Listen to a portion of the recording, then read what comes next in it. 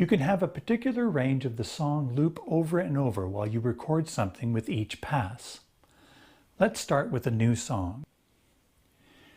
You use the song command create new to create a new song.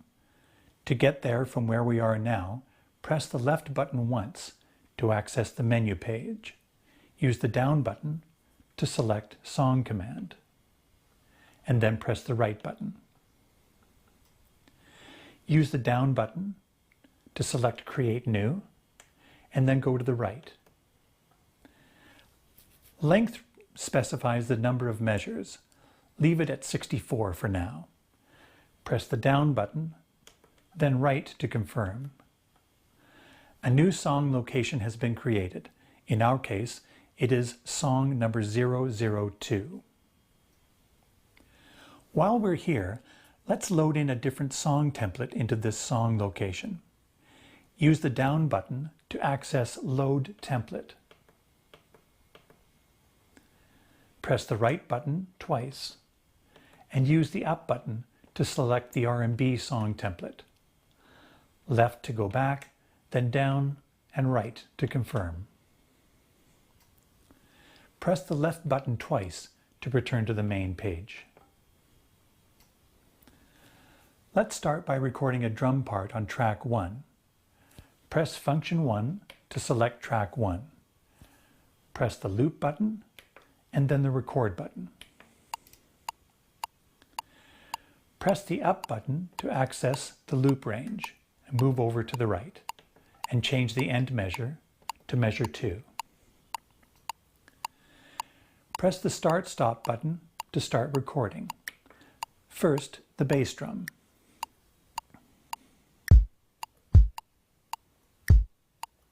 Now the snare.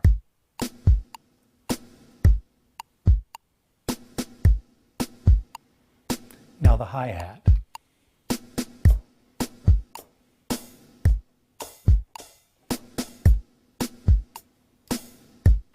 To erase notes, you hold down the key button and at the timing of the unwanted notes, play the note you want to delete.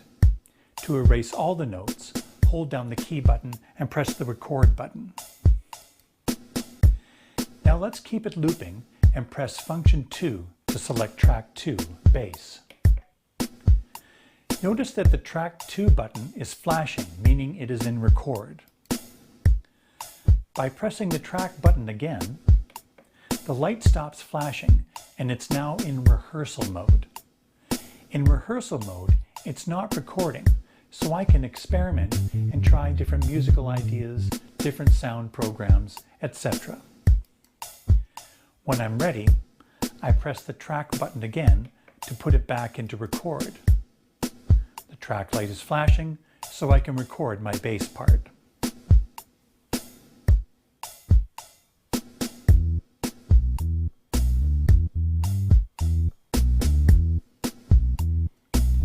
Now the electric piano on track 3.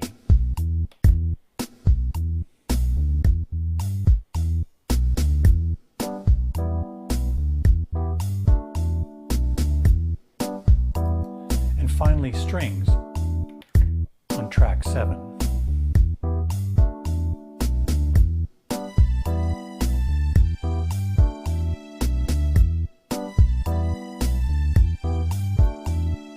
Now press stop. It's that easy.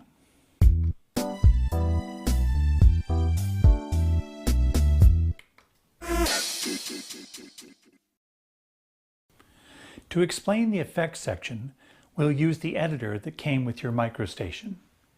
You can do the same thing directly on the keyboard. It's just easier to visualize with the editor.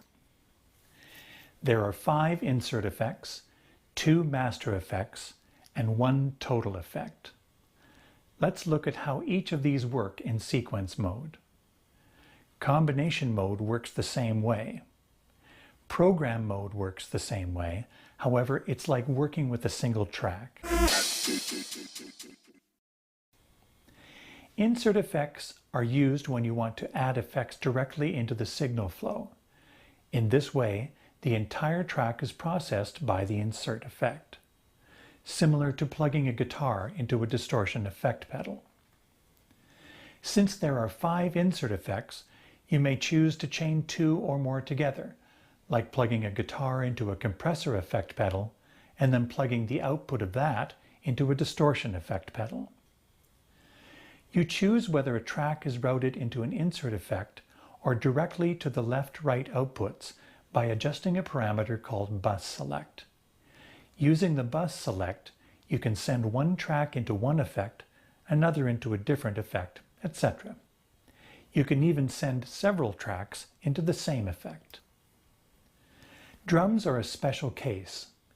Using the microSTATION editing software, you have a bus select parameter for each sound in a drum kit. So you can send the bass drum to one insert effect and the snare drum to another, for example. Master effects are accessible from all the tracks. The amount of each of the master effects is selectable for each track. This is called the send amount. For example, if Master Effect 1 was a chorus and Master Effect 2 was a reverb, you can set how much chorus and how much reverb you want for each track by adjusting the send 1 and send 2 of each track.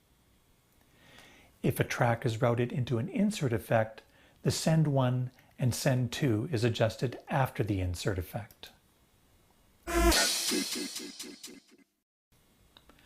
The total effect is at the very end of the signal path just before the outputs.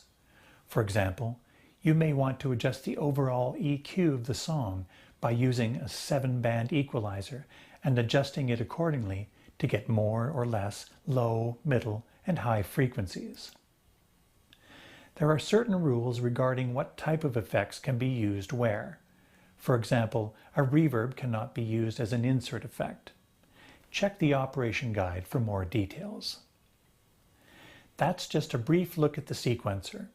There are many more possibilities like copying measures, recording controllers like the knobs, and much more. And don't forget that you can export your song in standard MIDI file format into a computer sequencer, for example, and take your creation even further.